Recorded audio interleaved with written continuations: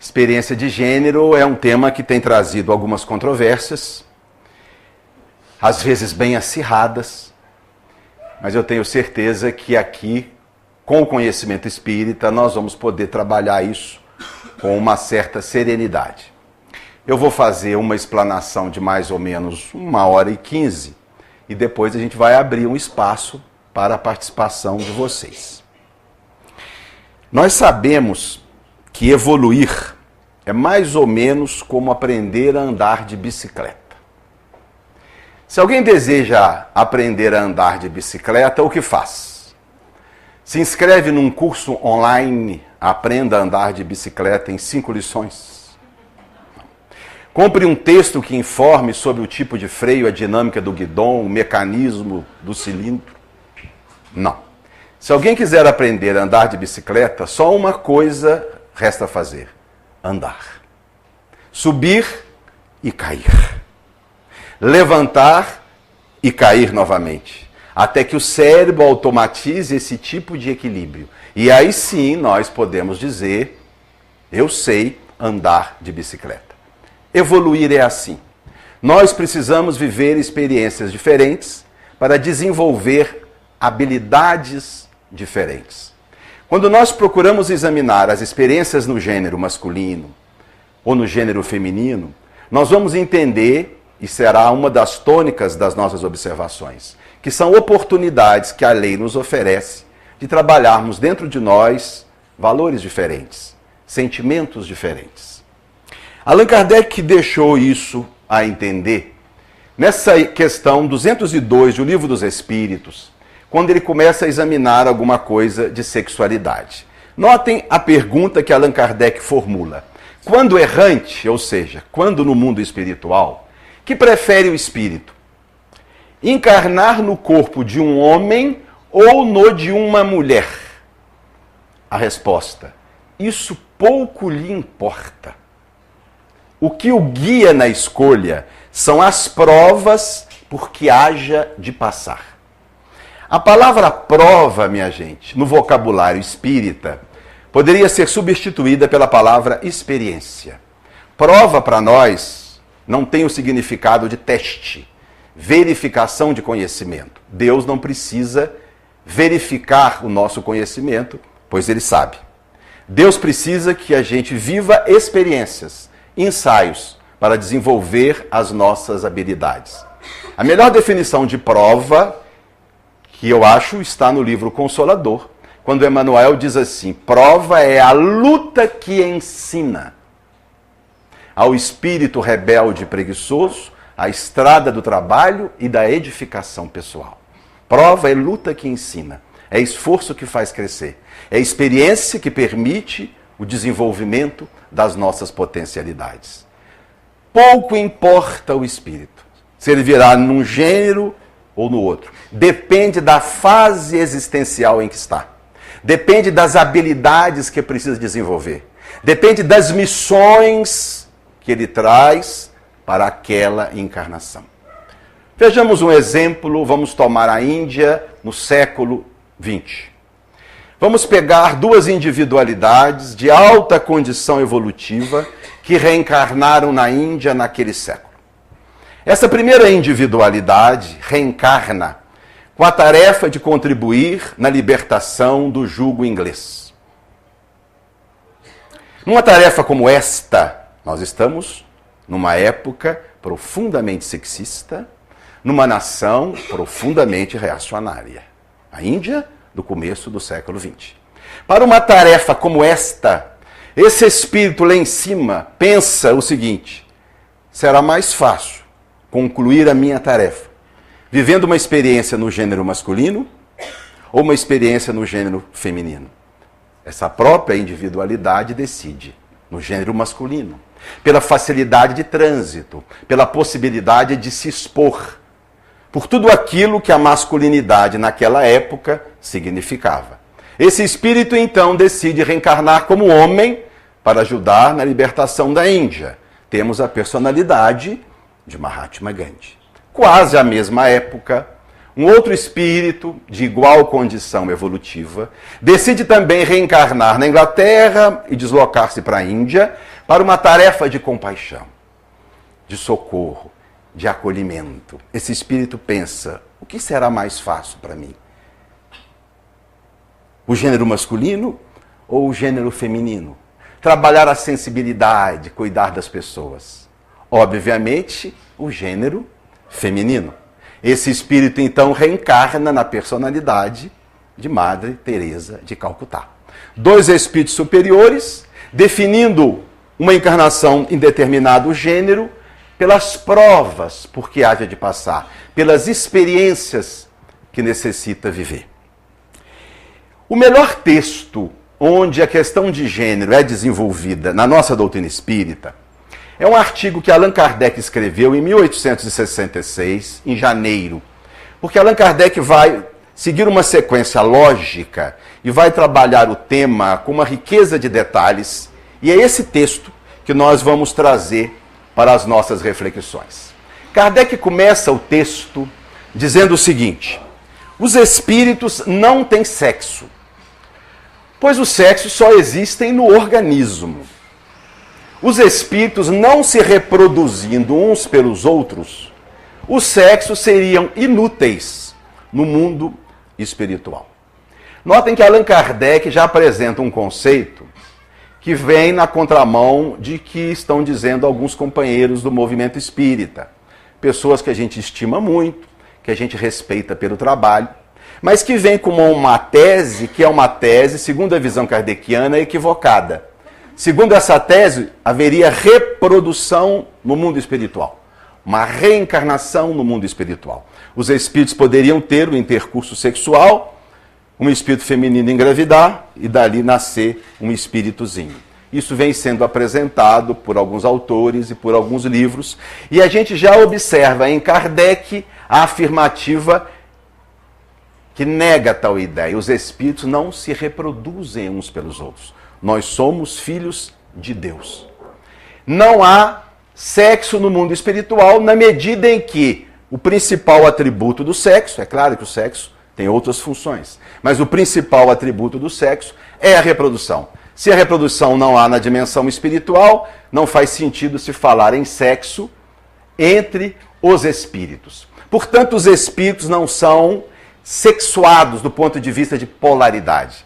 Não existe um espírito criado masculino, não existe um espírito criado feminino. O espírito é criado sem polaridade sexual. Sob esse aspecto, podemos dizer que ele é assexuado. Vamos em frente. Os espíritos se encarnam nos diferentes sexos a fim de cumprir os deveres de cada uma dessas posições e delas suportar as provas. O espírito não tem polaridade sexual, portanto, pode se reencarnar tanto como homem, tanto como mulher. E o faz para cumprir os deveres e suportar as provas. Volta Allan Kardec a falar em provas, experiências, ensaios, luta que ensina, esforços para vencer. Mas Kardec usa aqui uma palavra que a gente não gosta. A palavra deveres. A gente gosta muito de uma outra palavra, direitos. Eu quero os meus direitos. Eu nunca vi ninguém falar, eu quero os meus deveres, eu quero as minhas obrigações. Não, deveres e obrigações é para os outros, não é? Para a gente, os direitos. O que é que Allan Kardec queria dizer com a palavra deveres relacionada a essas posições? Deveres relacionados ao gênero masculino, deveres relacionados ao gênero feminino. A princípio, parece para a gente que Kardec já assume aqui uma postura sexista. Isso é obrigação de mulher, isso é obrigação de homem. Isso é uma coisa que a gente não gosta e que a gente não quer. Mas é provável que naquela época Kardec se referisse sim a essas obrigações, porque as coisas estão mudando de muito pouco tempo para cá. Sempre, em toda a história, ou quase toda a história da humanidade, os deveres e as funções eram muito bem definidas. Competia ao homem trabalhar fora, prover a família, ficar rico, fazer sucesso na profissão, se destacar. Cabia à mulher recolher-se ao lar, cuidar dos filhos e servir ao marido. Sempre foi assim.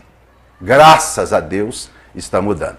E eu acho que está mudando mesmo da geração do meu pai para a minha geração. Eu penso que as coisas se intensificaram aí. O meu pai, por exemplo, foi um cidadão que não ia à cozinha para fazer coisa alguma. Meu pai jamais trocou fralda de criança. Eu tive 2 hérnias de disco, trocando fralda dos meus filhos, e ai de mim se não arrumar o lanche da tarde. Provavelmente essa mudança otimista, positiva, bonita, vem se dando de 40, 50 anos para cá. Talvez esses deveres e essas obrigações, aqui se reporta Allan Kardec, venham a mudar. Mas existem deveres aqui que jamais mudarão. Deveres do ponto de vista biológico. Jamais um homem vai viver a experiência da gestação e do aleitamento. Jamais a mulher vai fazer um exame de próstata. Esses deveres, sim, são inerentes, são obrigações próprias a cada gênero e nós não temos como alterá-los. Mas se Allan Kardec fala então em deveres de cada gênero, provas referentes a eles, é provável então que hajam algumas diferenças entre o gênero masculino e o gênero feminino. Isso é uma tônica que precisa ser bem desenvolvida. As diferenças, muitas são óbvias. Estatura, estrutura óssea, densidade muscular, fenótipo exterior, características sexuais secundárias, timbre de voz. Mas há outras diferenças mais sutis e que vêm sendo identificadas também pelos neurocientistas. As mulheres, por exemplo, têm um olfato e uma audição melhor do que os homens. Os homens têm melhor pontaria, as mulheres são mais jeitosas. As mulheres sorriem mais, são mais assertivas, fixam mais o olhar quando ouvem alguém se reportando a elas. Os homens são mais violentos, pensam mais em sexo. As habilidades linguísticas são mais importantes nas mulheres, que se saem melhor em testes que avaliam a inteligência linguística. Os homens se saem melhor em testes que avaliam a inteligência espacial, a capacidade de ambiente, de estruturar o ambiente, dimensional, de distribuir as coisas. Então são diferenças do ponto de vista psicológico muito bem definidas. Assim, nós, espíritos, reencarnando num determinado gênero, vamos vivenciar mais intimamente possibilidades daquele gênero. Qual a causa dessas diferenças? A gente tem visto uma certa discussão daqueles que puxam a corrente para o lado da biologia e daqueles que carreiam para o lado da socialização.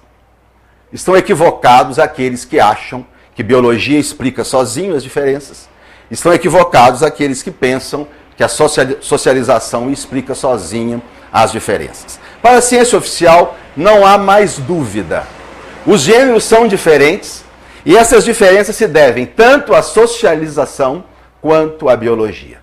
Michael Gazzaniga é um psicólogo muito influente da Universidade da Califórnia. Esse livro é um livro-texto adotado nas faculdades de psicologia dos Estados Unidos e a edição é de 2017. Então é uma referência de ponta. As diferenças entre homens e mulheres têm tanto a ver com socialização quanto com biologia. No que se refere à questão da biologia, as diferenças começam do ponto de vista cromossomial e gênico. Nós temos aqui uma foto do cromossomo X e aqui uma foto do pequeno cromossomo Y. O cromossomo X é um cromossomo grande, tem mais de 1000 genes. O cromossomo Y é muito pequenininho, tem cerca de 70 genes apenas. As mulheres têm 2 cromossomos X. Os homens têm, em cada célula, um cromossomo X e um Y. Ou seja, as mulheres já partem com vantagem. Mas esse cromossomo Y, insignificante, tem um gene chamado SRY, que faz toda a diferença. Porque esse gene vai codificar uma proteína, que é um hormônio chamado testosterona. É esse hormônio, agindo em diferentes setores do nosso organismo, que vai ser o grande responsável pelas diferenças biológicas que existem entre a mulher e o homem.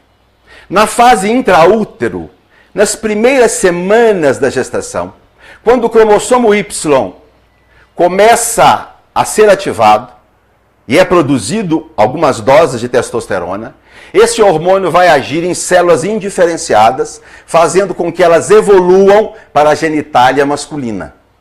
A ausência desse hormônio, na fase inicial da gestação, vai fazer com que essas células evoluam naturalmente para a genitália feminina. Ainda no período fetal, mais para o final da gestação, esse hormônio vai agir no cérebro. A presença desse hormônio vai masculinizar esse cérebro, dá a ele determinados circuitos que vão ser responsáveis pelas diferenças psicológicas que existem entre homem e mulher. A ausência de testosterona na fase final da gravidez vai feminilizar esse feto, dando a ele as características psicológicas do gênero feminino. Mas não para aí. A ação dele continua após o nascimento. Notavelmente na adolescência, onde ele vai agir na distribuição de pelos, no timbre da voz, na estrutura dos ossos, dos músculos e na maneira de pensar. A testosterona é, então, a grande diferença biológica. E é a sua ação sobre diferentes setores do nosso organismo que, em grande parte, explica as diferenças entre os gêneros. Alguns estudos só para ilustrar. Mulheres com níveis elevados de testosterona sorriem com menos frequência e têm mais casos extraconjugais. Uma presença social mais marcante e até um aperto de mão mais forte. Meninas com hiperplasia da glândula suprarrenal, que levam à produção excessiva de hormônios masculinos, principalmente testosterona, crescem com jeito de moleque. Brincam de luta e demonstram mais interesse em caminhões que em bonecas. Experimentos com macacos mostram que macaquinhas, as fêmeas, preferem brincar com bonecas, enquanto os macaquinhos machos preferem brincar com carrinhos e bolas. É indiscutível que grande parte das características de gênero são biológicas, definidas por genes e pela ação dos hormônios no cérebro e em todo o nosso corpo. Mas biologia não explica tudo. E temos aqui a posição de Steven Pinker, que é um grande neurocientista de Harvard, que ele vai dizer o seguinte: muitas diferenças entre os sexos, evidentemente, não têm nenhuma relação com a biologia. Provém das expectativas dos pais, colegas de brincadeiras e sociedade. Expectativas dos pais. Hoje a coisa já começa por volta de 2, 3 meses de gestação, quando vem o primeiro ultrassom. Na minha época de menino, essas expectativas tinham que ser postergadas até o nascimento, né? Dizia-se que barriga de mulher é igual urna de eleição e decisão de juiz. Você só sabe depois que termina. Hoje não. Já no comecinho da gravidez, quando o ultrassom vem, menina, começa a criar-se toda uma psicosfera naquela família. Já começa a comprar as roupinhas cor-de-rosa, o berço com os detalhes. Os pais começam a sonhar com uma filha dedicada, carinhosa, que vai cuidar de todos. Se o ultrassom informa, é homem, tudo muda. O pai já compra uma bola e um par de chuteiras. A decoração do berço, se tiver, vai ser verde ou azul. E já começa a criar toda aquela expectativa de que o menino vai ser galanteador, vai fazer sucesso, vai ter prestígio.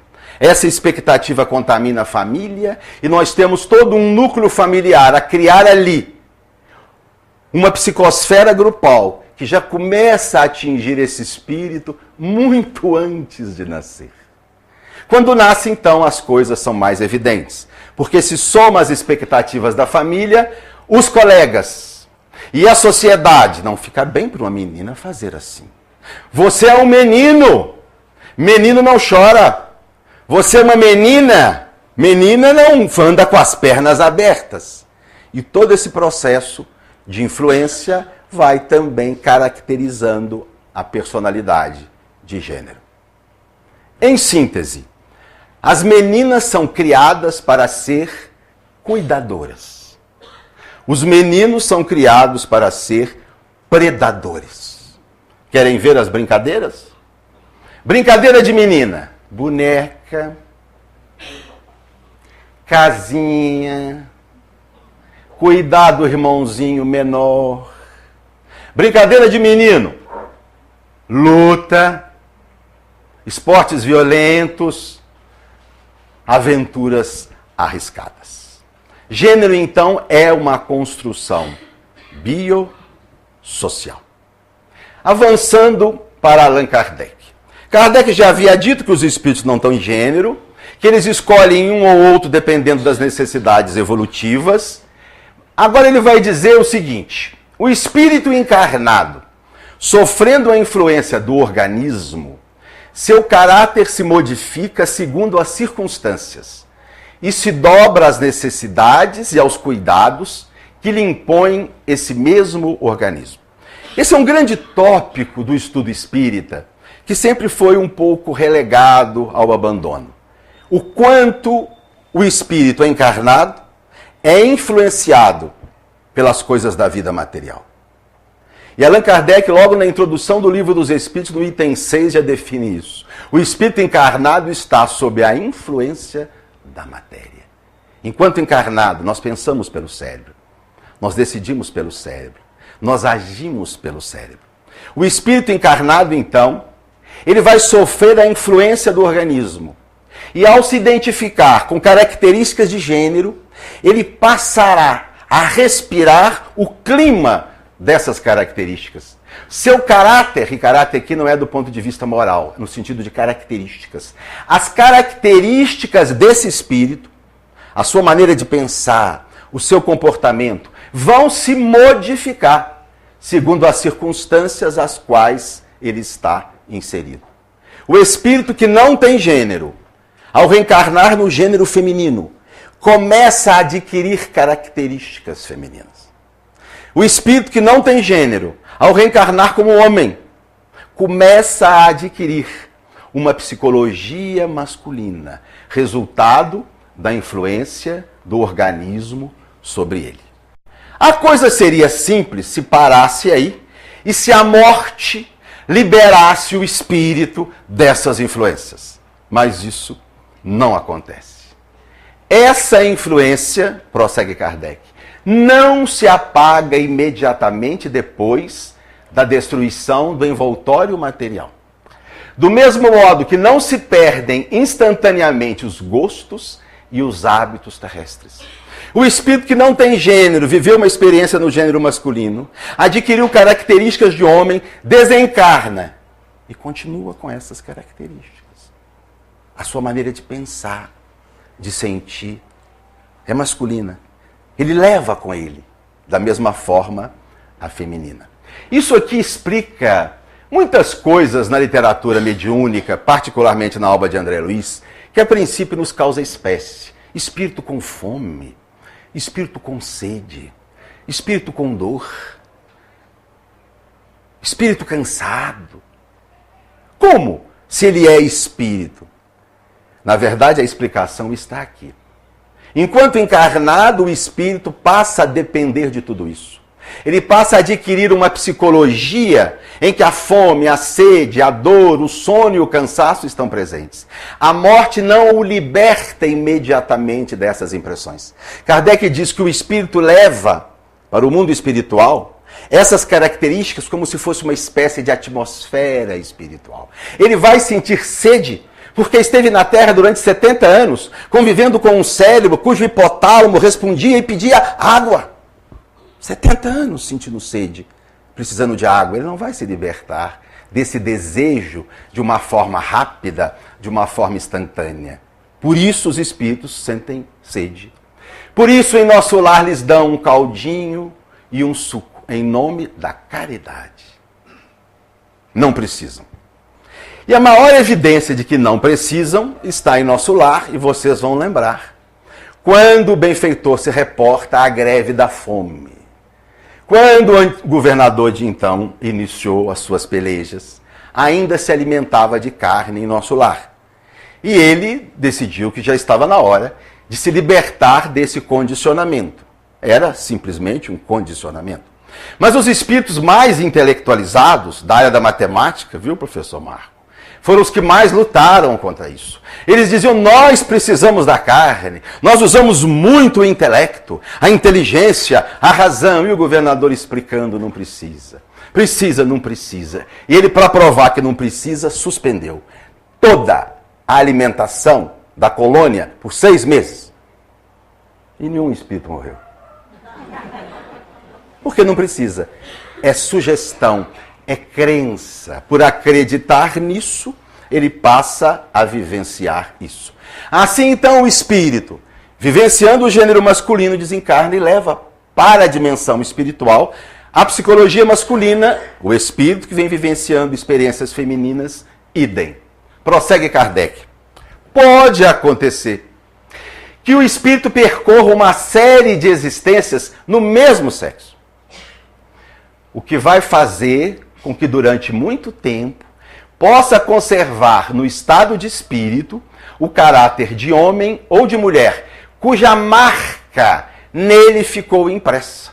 Reencarnou como mulher, desencarnou, levou a psicologia feminina. Volta a reencarnar como mulher, desencarna, leva a psicologia feminina. Esse espírito acaba virando um espírito feminino, entre aspas. Tão fortes são essas impressões. Tão fortemente ele foi carimbado pela matéria, que isso passa a fazer parte da sua psicologia.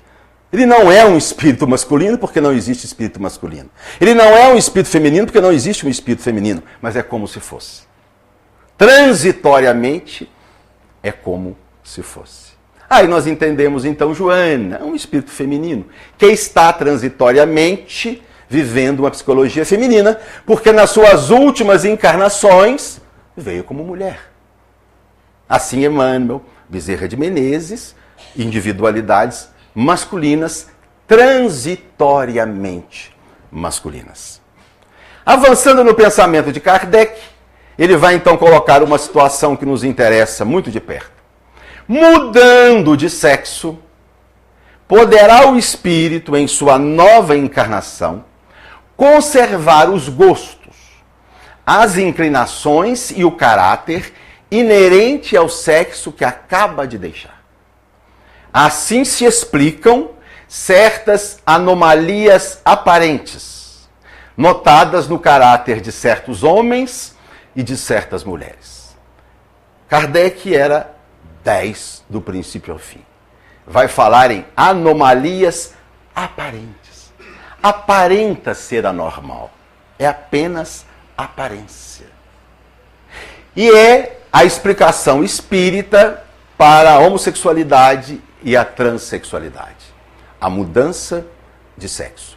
O espírito que vinha militando várias encarnações como mulher, desenvolveu uma psicologia feminina. Por motivos diversos, reencarna como homem. Ele traz consigo essa psicologia. É natural, é esperado que traga para essa encarnação gostos, inclinações, características inerentes ao sexo que acaba de deixar. Esse princípio, ou essa tese apresentada por Allan Kardec, é o único momento na obra kardeciana em que a questão da sexualidade, da homo e da trans é abordada. Essa ideia é ratificada por toda a obra mediúnica de Chico, toda a obra mediúnica de Divaldo. É ratificada também por autores encarnados, como Hernani Guimarães Andrade e Ian Stevenson, o maior estudioso de reencarnação da Terra da Universidade Duke. Ele registrou mais de 1000 casos de indivíduos que se lembraram da sua última encarnação. E quando esteve ao Brasil, foi entrevistado e lhe perguntaram quanto às causas da homo e da transexualidade. E ele disse, acredito ser, a reencarnação, a troca de gênero. A coisa seria simples se nós ficássemos apenas aqui. Vamos começar a complicar um pouco. Porque nos anos 50, 40 e 60, um biólogo norte-americano, Alfred Kinsey, resolveu estudar a sexualidade em norte-americanos.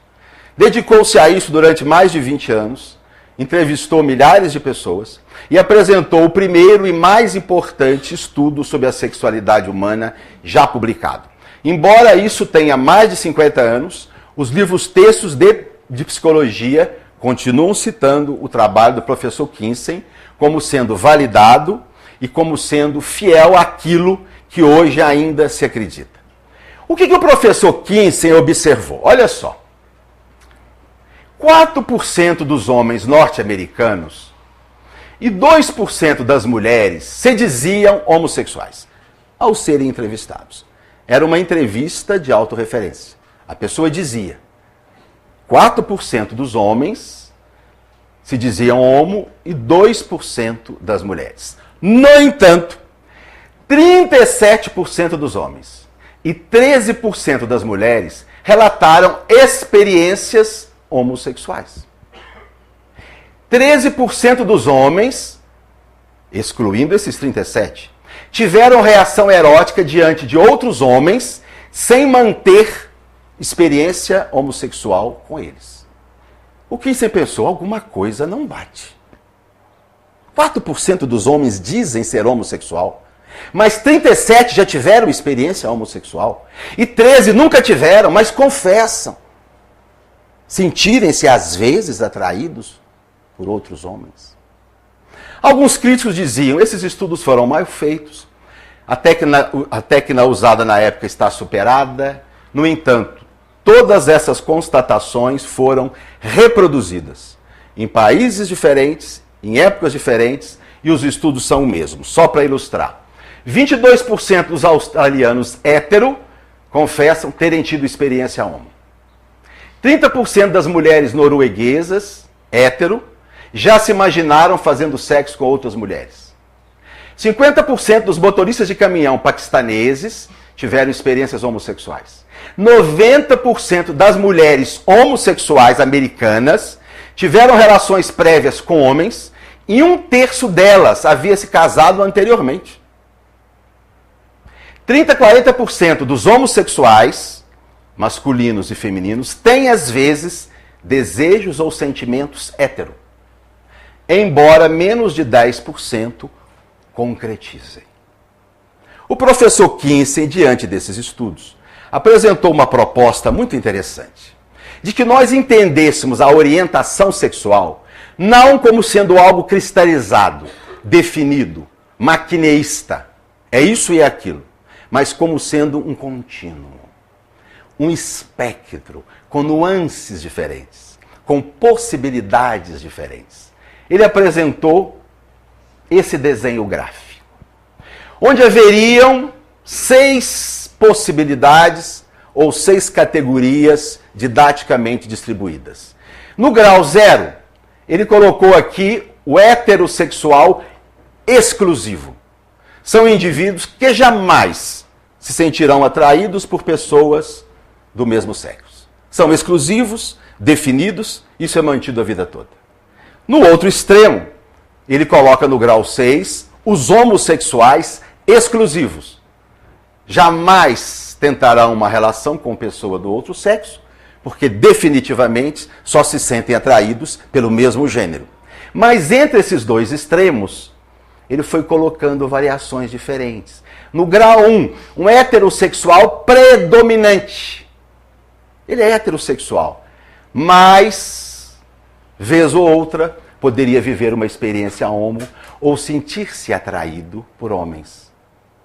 Quantos homens que se dizem hétero, em situações, por exemplo, de guerra, de presídios, de internações em hospitais psiquiátricos, passam a viver relações homoafetivas.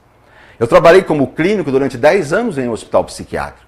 Frequentemente a gente via relações homossexuais femininas e relações homossexuais masculinas em pessoas internadas que tinham famílias e que se consideravam heterossexuais. Possivelmente se encontram no grau 2 ou no grau 1 ou no grau 2, em que a variabilidade quase que se identifica. Mas o professor Kinsey admite sim a bissexualidade, que seria o grau 3. Embora alguns autores critiquem, a maioria dos pesquisadores admitem sim. Isso é autoinformado. É a pessoa que informa. No grande estudo realizado no Brasil pela professora Carmita Apto, da USP, Carmita é uma psiquiatra, livre-docente, tem um ambulatório de sexualidade há mais de 30 anos. E conduziu no Brasil um estudo muito bonito, onde entrevistou 7.000 pessoas de 13 estados. Na pesquisa dela, 2% dos homens e 1% das mulheres se disseram bissexuais.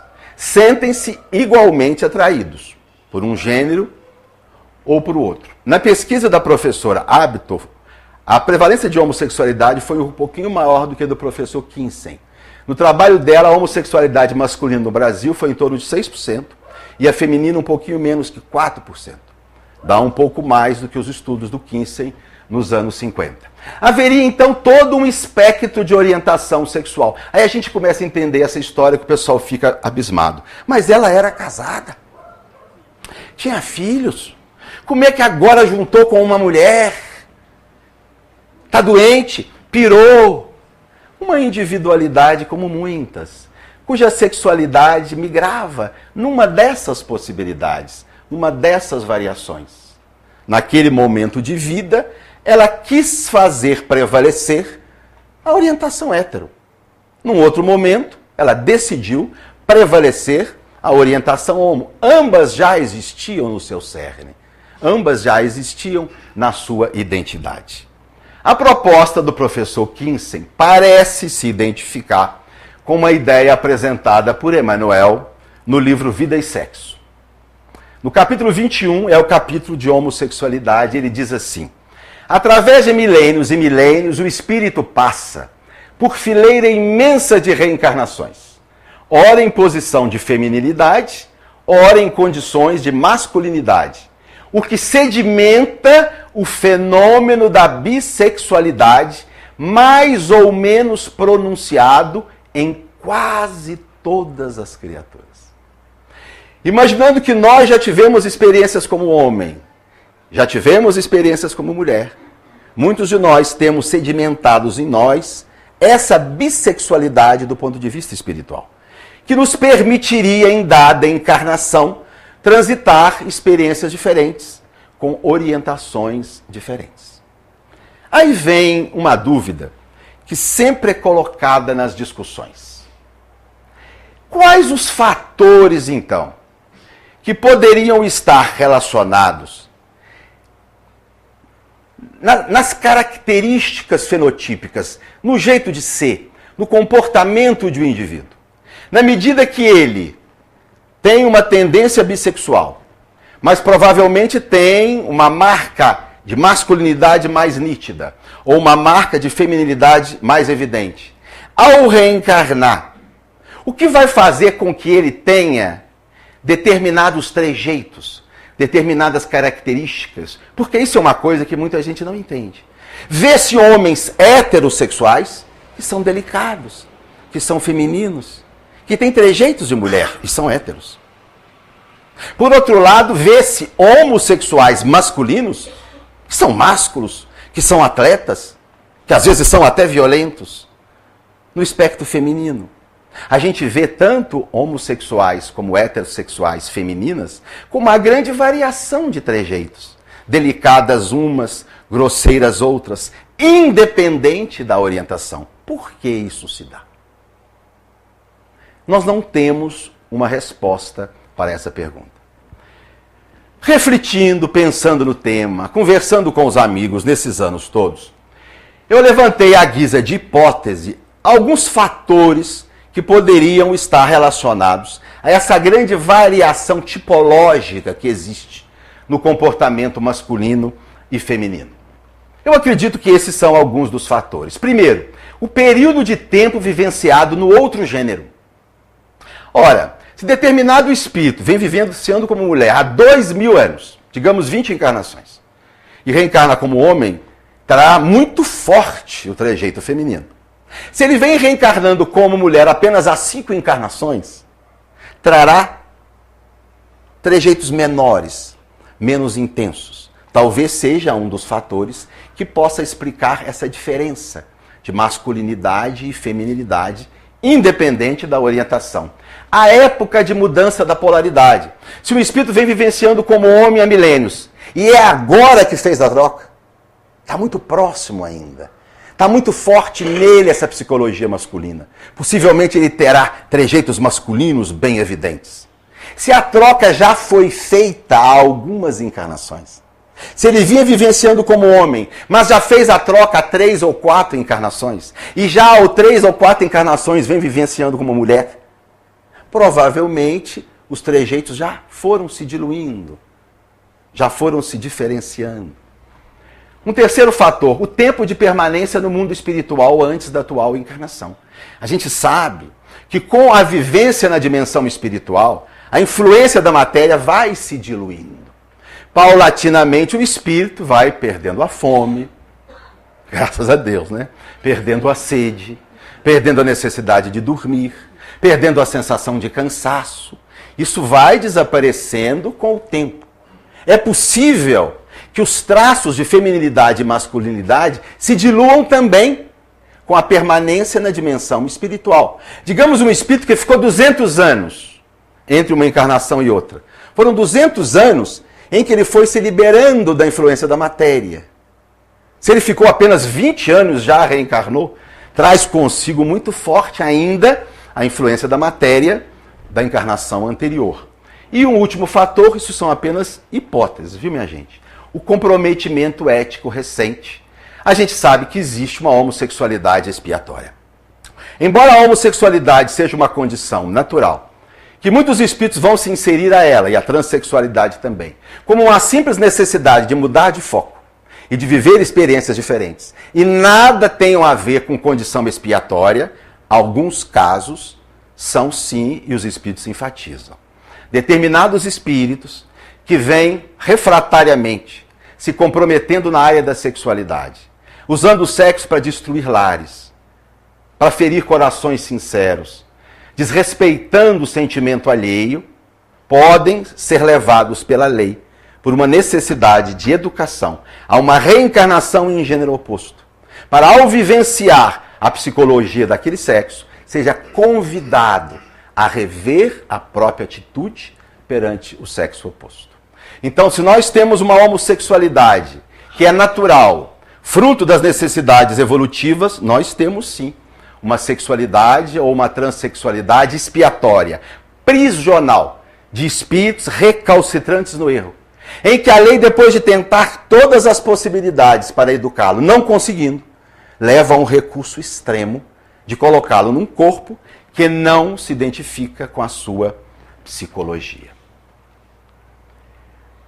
Será que essa troca de gênero levaria a alguma implicação no cérebro?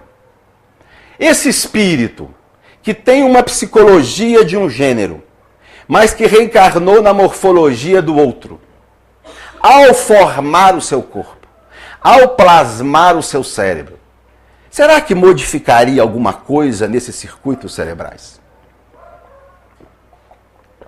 Toda a neurociência hoje está trabalhando com essa hipótese de considerar a homossexualidade e a transexualidade como sendo biológica, definida intraútero. Ao contrário do que se pensava até recentemente, de que a homossexualidade fosse um vício de caráter, deformação de criação, erro de educação dos pais, isso está radicalmente superado. Para a ciência oficial hoje, criação não tem nada a ver com orientação sexual. É claro, tem tudo a ver com conduta sexual, valores éticos. Com a orientação em si, não. O que a biologia está dizendo é que há no cérebro elementos que predispõem à orientação masculina ou feminina. Eu trouxe aqui um artigo recente, de 2010, de um grande neurocientista holandês, Jacques Balthazar. Olha o que ele diz nesse livro. Nos parece inegável que o balanço entre fatores biológicos ou culturais suscetíveis de explicar a homossexualidade pende notavelmente em favor dos fatores biológicos, agindo de maneira preponderante durante a vida embrionária. A homossexualidade seria o resultado de uma interação entre fatores genéticos e hormonais embrionários, com uma contribuição menor dos efeitos de experiências sociais e sexuais pós-natais. A gente nunca pode atribuir um traço humano unicamente à biologia, porque a gente sabe que a biologia ela se estabelece num contexto social. Quando os geneticistas estudam um traço, eles sempre examinam as implicações sociais. Por isso eles admitem a possibilidade de que a cultura tenha alguma influência, mas ninguém até hoje conseguiu provar isso. Pelo contrário, todos os estudos em que se estuda homossexuais e heterossexuais, vai lá na infância, vê a maneira como foram criadas, o tipo de educação, não encontram diferenças. E olha que já fizeram muito estudo para provar isso, porque essa era a tese da psicanálise. E ninguém conseguiu provar que criação interfere em orientação sexual. Voltamos ao professor Gazzaniga nesse livro, Ciência Psicológica. As evidências de que os processos biológicos desempenham algum papel na orientação sexual são consistentes. A melhor evidência disponível sugere que a exposição à testosterona no ambiente pré-natal pode desempenhar algum papel na orientação sexual. O que eles acham que acontece? Vamos voltar lá para a vida fetal. Lembra do que eu expliquei? A testosterona no comecinho, se está presente, age na genitália e o corpo será masculino. Se está ausente, o corpo será feminino. No final da gravidez é outro momento. A testosterona, se presente, masculiniza o cérebro. Se ausente, o cérebro será feminilizado. Vamos imaginar a seguinte situação. A testosterona está presente no início da gravidez. Forma-se um fenótipo masculino. No final da gravidez, por motivos que nós não sabemos, não existe testosterona. Ou ela está numa situação ínfima. Esse cérebro será feminilizado. E, portanto, a criança já nasce com essa definição psíquica da sua orientação. Será que é isso que os autores espíritas dizem? Quando Jesus fala que a gente precisa de ter olhos para ver e ouvidos para escutar, ele está falando uma coisa muito mais séria do que nós imaginamos. Quantas vezes nós passamos por um texto espírita, lemos sem parar para refletir, ouvimos sem parar para analisar. Porque vocês vão ver, isso que os neurocientistas estão dizendo, os autores espíritas já disseram. Antes deles. Olha só o que Chico disse em março de 1984, numa entrevista na Folha Espírita. Em minhas noções de dignidade do espírito, não consigo entender por que razão esse ou aquele preconceito social impedirá certo número de pessoas de trabalhar e de serem úteis à vida comunitária, unicamente pelo fato de haverem trazido do berço características psicológicas ou fisiológicas diferentes da maioria. 1984, Chico já dizia, traz do berço, já está definido ao nascer, orientação sexual já está, a preponderância já está lá, já está marcada. Ela é psicológica e fisiológica. Mais recentemente, Joana, esse livro, Encontros com a Paz e a Saúde, é de 2007. Ela vai dizer a mesma coisa. O fato de alguém amar outrem do mesmo sexo não significa distúrbio ou desequilíbrio da personalidade, podendo também ser considerado uma certa predisposição fisiológica. Portanto, os autores espíritas se identificam, ratificam o que a neurociência está nos mostrando hoje. Visto isso, podemos partir para a parte final, que é a nova família que nós estamos vendo, assistindo nos últimos anos. Esses dados não são recentes, mas foram o que eu encontrei apenas para ilustrar. No Brasil, segundo dados de 2010, cerca de 60 mil casais homossexuais vivem sob o mesmo teto. Nos Estados Unidos, a pesquisa é de 2000, 600 mil lares são constituídos por casais homo, 1/4 deles possui filhos. Alguns são adotados, outros são biológicos, de maneiras diversas, mas, ou seja, 25% dos casais homossexuais norte-americanos já têm filhos, e muitos desses filhos já se tornaram adultos, já se casaram e já têm os seus filhos. A ideia sobre uma prática homossexual é uma ideia que vem sendo trabalhada negativamente no nosso movimento espírita há alguns anos, em decorrência de alguns fatores, de alguns vieses. Durante muitos anos, nós espíritas acreditamos que a prática homossexual seria indesejável, pecaminosa, que a homossexualidade era uma doença e que o tratamento era a abstinência sexual. Eu já escrevi sobre isso. Eu já falei sobre isso. Hoje eu me penitencio por isso. Era uma ideia que prevalecia àquela época. Por que nós tínhamos essas ideias? Eu vejo alguns motivos. O primeiro, a resistência das religiões cristãs tradicionais. É óbvia a má vontade das religiões cristãs tradicionais com as relações homoafetivas. Papa Francisco talvez esteja tentando alguma coisa, muito tímido, ninguém acredita que vai melhorar. Entre os evangélicos, a homofobia é pública, notória, agressiva e inadmissível. Qual a origem dessa postura? Por que as religiões tradicionais têm essa visão tão depreciativa da homoafetividade? Possivelmente pelos textos bíblicos. Embora que há muito pouca coisa a esse respeito. No Velho Testamento há só uma passagem em Levítico, que o autor diz assim: homem que se deitar com outro homem merece a morte. Levítico não chega nem a falar a respeito da homossexualidade feminina. Não é porque eles concordavam, não. É porque a mulher não era gente. Não valia nem a pena proibir mulher, porque a mulher não existia. Então proibiu o homem. Mas no Novo Testamento, Paulo foi extraordinário. Nós devemos a Paulo estarmos hoje aqui. Paulo arregaçou as mangas e colocou o cristianismo em ação. Mas Paulo sofreu influências de sua época, de sua criação, do judaísmo. Em alguns aspectos, Paulo cometeu equívocos. E esses equívocos, até hoje, custam muito. E a esses equívocos nós devemos, em grande parte, a reação homofóbica da cristandade. Em algumas epístolas, Romanos, Gálatas e outra, Paulo diz mais ou menos a mesma coisa. Homem que se deitar com outro homem, mulher que se deitar com outra mulher, não verão a Deus.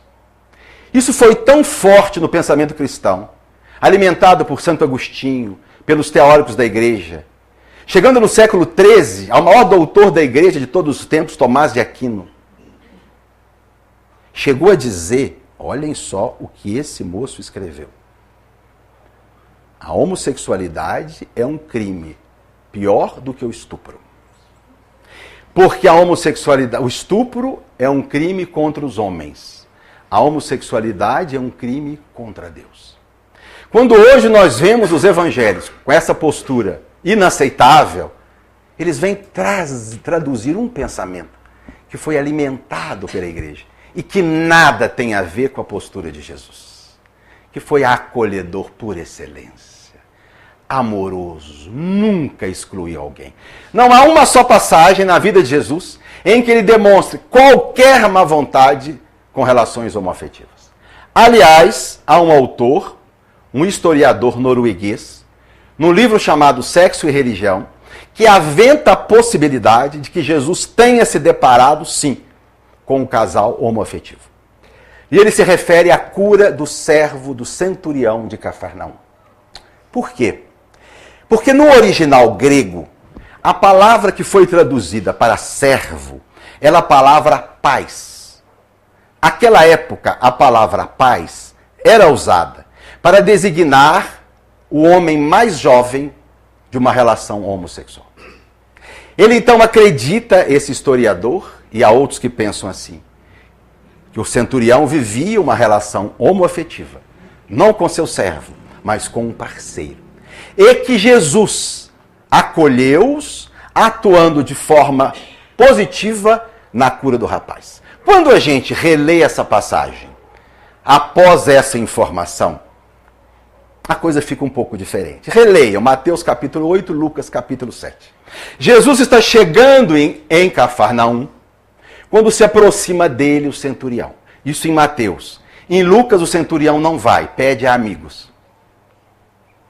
Vamos imaginar com Mateus. O centurião chega e diz: Senhor, meu servo está muito grave, paralítico no leito, cheio de dores. Devia ser reumatismo, né? Porque cheio de dor, paralítico, né? Hoje, uma injeção de cortisona, a gente resolvia isso rápido. Mas naquela época, devia sentir muita dor. Mas eu sei que o senhor, se quiser, pode curá-lo, diz o centurião. E Jesus diz assim: eu vou então à sua casa vê-lo. É curioso que o centurião diz assim: não, senhor, não vá. Eu não sou digno de que o senhor vá à minha casa. Como? Por quê? Talvez vivesse ele uma homofobia internalizada. Talvez vivesse ele frente a um preconceito judaico muito importante. Talvez ele próprio já se acreditasse em erro. Embora para o mundo greco-romano a homossexualidade era vista com absoluta naturalidade, mas para os judeus não. Não vá à minha casa. Eu não sou digno de que o senhor vá. E Jesus, nesse momento, vai fazer um dos raros elogios do Evangelho. Ele vai dizer: em todo Israel eu nunca vi um homem com tamanha fé. E diz a ele: volte, teu servo está curado. Isso era Jesus, acolhedor, amistoso. Certamente a postura da religião tradicional cristã deturpou um pouco a nossa maneira de pensar. Outro viés negativo, o conceito de homossexualidade como doença. Vocês sabem que a psicanálise dominou a psiquiatria no mundo, e particularmente nos Estados Unidos, durante mais de 50 anos. Embora Freud nunca tenha dito que a homossexualidade é a doença, alguns psicanalistas muito influentes, pós-freudianos, diziam isso. E aventavam até a origem do problema. Era um pai omisso e uma mãe poderosa. Isso era o resultado de um ser homossexual. E a força da psicanálise na psiquiatria foi tão intensa que os psiquiatras passaram a admitir, sim, que a homossexualidade fosse um distúrbio mental passível de tratamento. Psicanalistas aceitavam no seu consultório o homossexual para curá-los da homossexualidade. Nunca nenhum deles conseguiu nada. Mas devem ter ganho bom dinheiro com isso. A coisa começou a mudar no final da década de 50, por volta de 1958. E nós devemos isso a uma mulher extraordinária, uma psicóloga chamada Evelyn Hooker. Ela era professora de psicologia. Quando terminou uma aula e se aproximou dela um jovem, um aluno, seu estudante, e diz assim: professora, eu sou homossexual. Eu queria entender por que a psiquiatria nos considera como pessoas anormais. Eu não me sinto anormal. Eu vivo normalmente, eu estudo, eu trabalho, convivo com meus pais, tenho meus amigos. Por que, professora? E ela levou um susto. Porque ela nunca tinha parado para pensar nisso. E esse rapaz lhe apresentou seus colegas, todos homossexuais. Excelentes alunos, pessoas equilibradas, sérias, responsáveis. E ela resolveu estudar isso. Conseguiu uma bolsa do governo norte-americano para pesquisar, fazer testes psicológicos. Pegou 30 homens heterossexuais, 30 homens homossexuais, submeteu-os a uma bateria profunda de testes para avaliar a saúde mental. Enviou os resultados para 3 psicólogos especialistas em testes de personalidade, pedindo que eles dissessem, pela análise dos resultados, quais mais provavelmente estariam no grupo hétero e no grupo homo. Olha, se são doença, pelos testes, nós vamos identificá-los. Os 3 especialistas não conseguiram fazer isso. Os trabalhos da professora Hooker foram publicados, outros se seguiram. Em 1973, a Sociedade Americana de Psiquiatria retirou do DSM, o seu manual de doenças mentais, a homossexualidade. 2 anos depois, a Associação de Psicologia Norte-Americana fez a mesma coisa e proibiu o tratamento gay. 10 anos no Brasil, a gente sempre um pouquinho atrasado, né? 1985, a Sociedade Brasileira de Psicologia seguiu a mesma linha e proibiu os psicólogos de tratar a homossexualidade. Isso é charlatanismo. Não se trata o que não é doença. E, finalmente, em 1990, a Organização Mundial de Saúde, numa grande assembleia, retirou do CID a homossexualidade. E agora, há alguns dias, novamente reunida, a ONU retirou a transexualidade, que também não é mais patologia. Para a ciência hoje, a homossexualidade é uma variação normal da sexualidade humana. Mas há também um outro viés, que é o viés dos autores espíritas do século XX. Se nós tomarmos o nosso querido Herculano Pires, se pegarmos lá o livro Mediunidade, escrito em 1970 e poucos, ele coloca a homossexualidade ou é um desvio de caráter, erro de criação ou obsessão. Escolham. Se pegarmos o nosso Jorge Andréa, é uma criatura extraordinária, que mudou a nossa maneira de entender o espiritismo. Jorge Andréa vai dizer em Forças Sexuais da Alma que é um desvio, que o tratamento é abstenção sexual. Na verdade, eles reproduziam nos seus textos o que a ciência dizia. Jorge Andréa era psiquiatra. Ele reproduziu aquilo que lhe era ensinado nos manuais de psiquiatria. E muitos de nós embarcamos nessa canoa furada. E hoje a gente está tendo que rever tudo isso. E o que é que os autores espíritas falam a respeito da prática sexual entre homoafetivos? Esse livro de André Luiz, minha gente, No Mundo Maior, foi escrito em 1947. Olha o que ele dizia. Erro lamentável é supor que só a perfeita normalidade sexual, consoante as respeitáveis convenções humanas, possa servir de templo às manifestações afetivas. O campo do amor é infinito em sua essência e manifestação. Insta a fugir às aberrações e aos excessos. Contudo, é imperioso reconhecer que todos os seres nasceram para amar e serem amados. André Luiz adverte: cuidado com as aberrações, com os excessos, com a prostituição, com a promiscuidade, com a irresponsabilidade sexual. Mas quando se fala de afeto, de relações monogâmicas, de respeito ao parceiro, todos nasceram, todos, para amar e serem amados. 1947. Emmanuel, em 1970, no livro Vida e Sexo, à frente da vida eterna, o capítulo é sobre homossexualidade. Os erros e acertos dos irmãos de qualquer procedência, nos domínios do sexo e do amor, são analisados pelo mesmo elevado gabarito de justiça e misericórdia. O que Emmanuel quer dizer? Não existe uma ética para o homossexual, uma ética para o heterossexual. A ética é para o ser humano. Os erros cometidos na sua vida afetiva pelo hétero são julgados da mesma forma que os erros cometidos pelo homo. Ou seja, não há o que diferenciar. O amor é sempre amor, desde que haja respeito para o outro. Consideração com o sentimento alheio. Divaldo Franco, 2014, bem recente, numa entrevista na TV Mundo Maior. Ser homossexual, amar alguém do mesmo sexo é um fenômeno perfeitamente normal. O conúbio físico com essa pessoa é uma opção pessoal. Não consideramos tal conduta como de natureza reprochada.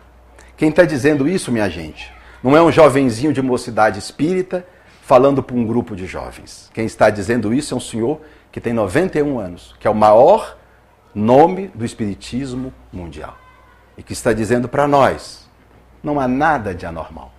Viver uma relação homoafetiva é uma opção pessoal.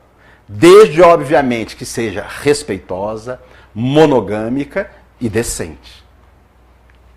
Chico, em 1971, olha lá, 71, na entrevista no programa Pinga Fogo, tanto quanto acontece com a maioria que desfruta de uma sexualidade dita normal, aqueles que são portadores de sentimentos de homossexualidade ou bissexualidade são dignos do nosso maior respeito.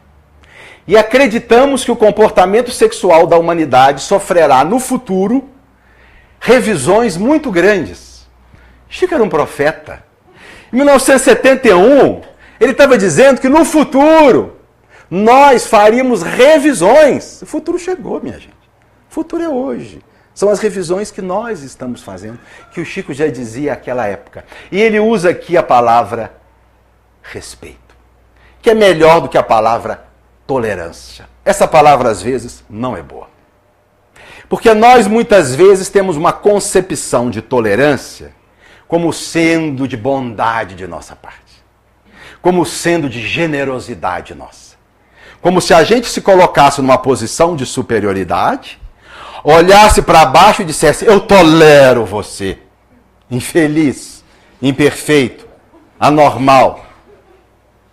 É tão comum essa postura. Sobe-se no pedestal, eu sou homem, branco, hétero, bem nutrido, com conta bancária, escolarizado, respeito você, ou tolero você, que não é nada disso. Essa tolerância não tem significado profundo. Por isso o Chico fala em respeito. A palavra respeito vem lá do latim Nazaré, quer dizer respectus. E a conjunção de duas outras. Re, que quer dizer de novo. E spectus, que quer dizer ver. Respeitar é ver de novo. Ver com outros olhos. Olhar de maneira diferente. Respeitar o outro é ver com naturalidade. Colocar leveza nas nossas impressões. Essa é a postura natural do espírita. Não dar importância a isso. Ver com singeleza. Porque, minha gente, do ponto de vista espiritual, não tem nenhuma importância a orientação sexual. O ser humano vale pelo seu caráter, pelo que ele faz da sua vida, pela sua capacidade de amar, pela sua inteligência, pela sua criatividade. Esses são os valores que importam. Tudo mais é absolutamente secundário. E nós precisamos trabalhar muito essa ideia. Brasil, campeão mundial da homofobia. 6 vezes à frente do México, que é o segundo, e da América do Norte, que é o terceiro. Um homossexual é morto por dia no Brasil em virtude da intolerância. Mais de 70% dos homoafetivos confessam que já foram vítimas de agressões físicas ou psicológicas. E o mais grave é quando a exclusão vem da própria família. Quando aqueles que têm que ser os primeiros a acolher, a ver com singeleza, a ver com naturalidade, a caminhar juntos, muitas vezes são os primeiros a virar as portas, a fechar as portas e dizer não. Muitos de nós até assumimos uma falsa postura liberal. A gente vê pessoas dizendo assim: não, por mim tudo bem, não vejo problema. Cada um na sua, até quando surge a piadinha na roda com os amigos, o personagem caricato na novela, e aí a gente participa do anedotário como qualquer outro. Onde o respeito? Onde a consideração? Ou então nós dizemos assim: não, eu aceito, tudo bem, mas que eles são promíscuos, são. Que são viciados em sexo, são. Isso é um estereótipo que precisa ser dissolvido. Não existe nenhum estudo que comprove que os homossexuais pensam mais em sexo do que o hétero. Nenhum estudo. Isso é resultado de um pensamento preconceituoso. E cá entre nós, minha gente, os héteros, porventura, são padrão de vida sexual. Crimes sexuais, em sua maioria, causados por quem? Héteros. Estupro, em sua maioria, homem com meninas. 70% dos casos do estupro, heterossexual. Violência sexual. Homens que abandonam famílias com filhos pequenos para viver uma aventura, em sua maioria, hétero. E vem falar que os homossexuais é que são promíscuos. Outros ainda dizem assim, não, eu aceito. Por mim tudo bem, cada um na sua. Desde que não afrontem a sociedade. Sabe o que é afrontar a sociedade para essas pessoas? Andar de mãozinhas dadas e trocar carícias de forma respeitosa. Minha gente, isso não é afrontar a sociedade. Isso é um pensamento homofóbico. Porque se nós vemos um casalzinho hétero trocando carícias, a gente suspira e diz como é lindo o amor. Se é um casal homo, pouca vergonha. Afrontando a sociedade. Afrontar a sociedade é matar, é roubar, é lesar o outro, é prejudicar o semelhante. Não trocar carícias de forma respeitável. Mas visto isso, então, podemos partir para uma pergunta direta e objetiva que foi feita a Emmanuel em 1984. Pergunta mais objetiva, que essa eu não conheço. É lícito a duas pessoas do mesmo sexo viverem sob o mesmo teto, como marido e mulher? Vocês sabem que Emmanuel é um espírito positivo, que não tem meias palavras e que nunca escondeu a sua opinião a respeito de nada. É até criticado por isso. Quando lhe perguntaram sobre mulher, ele devia ficar em casa e cuidar do lar. É a opinião dele. A gente discorda. Mas esse espírito expõe a sua opinião. Espírita na política. Acho que os espíritos não deveriam mexer com política e deviam cuidar de outra coisa. É a opinião dele. Então você se espera o quê? Que a essa pergunta Emmanuel responda o quê? Sou daqueles que acham que o homem tem que casar com a mulher e mulher com o homem. Não foi isso que ele disse. Olha a resposta. A esta indagação, o codificador da doutrina espírita formulou a questão 695 em O Livro dos Espíritos com as seguintes palavras. O casamento, quer dizer, a união permanente de dois seres, é contrário à lei natural? Os orientadores dos fundamentos da doutrina espírita responderam com a seguinte afirmação: é um progresso na marcha da humanidade. E conclui Emmanuel: os amigos encarnados no plano físico, com a tarefa de sustentar e zelar pelo cristianismo redivivo na doutrina espírita, estão aptos ao estudo e conclusões do texto em exame. A pergunta é: dois seres. Dois seres. E a resposta é um progresso, é um avanço. Compartilhar afetos, constituir um lar, é um avanço, independente da estrutura de gênero em que esse lar se estabelece. Dois estereótipos têm caracterizado a família homoparental. Quando as coisas começaram, e ainda hoje observa-se companheiros mal informados lançarem mão dessas ideias equivocadas. O primeiro estereótipo diz o seguinte: as relações homossexuais são predestinadas ao fracasso, pois os homossexuais são instáveis, imaturos e promíscuos. É o que muitas pessoas afirmavam no início. Jamais vai dar certo um casamento gay. Nunca duas mulheres vão conseguir conviver no mesmo lar. Eles têm problemas psicológicos, são instáveis, são viciados em sexo, são incapazes de manter uma relação monogâmica. Os estudos mostraram que eles estavam equivocados. Pesquisa realizada na América do Norte em maio de 2005, com 752 casais gays, revelou que a grande maioria dos casais era de longa duração. 74% deles estavam juntos há mais de 5 anos. Muitos estavam juntos há mais de 20 anos. Alguns estavam juntos há mais de 50 anos. Portanto, esse conceito é equivocado. É verdade que o casamento homossexual tem uma durabilidade menor. O casamento entre duas mulheres dura em média 5 anos. Isso na maioria dos países, fazendo uma média geral. O casamento entre dois homens dura em média 7 anos. E o casamento hétero dura em média 12 anos. Mas as explicações para essa diferença de durabilidade não são pessoais, são sociais. É pela dinâmica do casamento.